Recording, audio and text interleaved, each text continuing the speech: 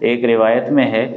آپ صلی اللہ علیہ وسلم سے مروی ہے، حضرت ابن عباس رضی اللہ تعالیٰ عنہ نے فرمایا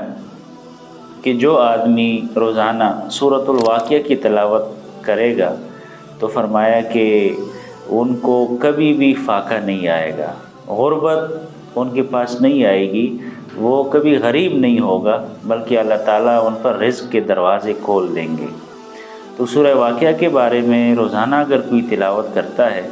تو یہ حضرت ابن عباس رضی اللہ تعالیٰ عنہ سے روایت ہے کہ وہ مالدار ہوگا، ان کی غربت اور فاقے ختم ہوں گے۔ تو اس لیے ایک دوسری روایت میں ہے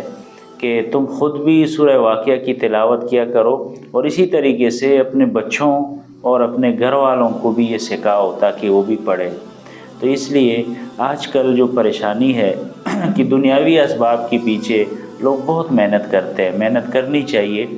لیکن اس طریقے سے جو روحانی اسباب ہے، قرآن و حدیث نے جو طریقے بتائے ہیں تو ان کو بھی اپنانا چاہیے۔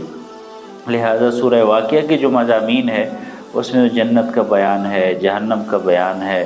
تو اللہ تعالیٰ کی جو صفات کا بیان ہے، آخرت کا بیان ہے، تو اس سے آدمی کا ایمان بھی بڑھتا ہے، آدمی کے اندر قناعت پیدا ہوتی ہے کہ اصل رازق اللہ ہے، اصل خالق اللہ ہے۔ تو جب ہی ایمان اور یقین مضبوط ہوتا ہے تو پھر اللہ تعالیٰ کی طرف سے نعمتیں بھی آتی ہے، اور جتنی نعمتیں ملے اس پہ قناعت بھی نصیب ہوتی ہے۔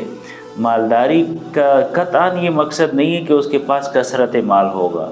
مالداری کا مقصد یہ ہے کہ ان کا دل غنی ہوگا، ان کو اللہ تعالیٰ کے فیصلوں پر صبر اور اطمینان نصیب ہوگا۔ یہ بہت بڑی نعمت ہے جس سے آج لوگ محروم ہے، لوگ کثرت مال میں لگے ہوئے ہیں، جو برکت مال ہے وہ طریقے اختیار نہیں کرتے، اس لیے وہ پھر ناشکری بھی کرتے ہیں، پریشان بھی ہوتے ہیں۔ تو ہمیں چاہیے کہ جو اس قسم کی روایات میں فضیلتیں ہیں اور بڑی آسانی سے ہم حاصل کر سکتے ہیں،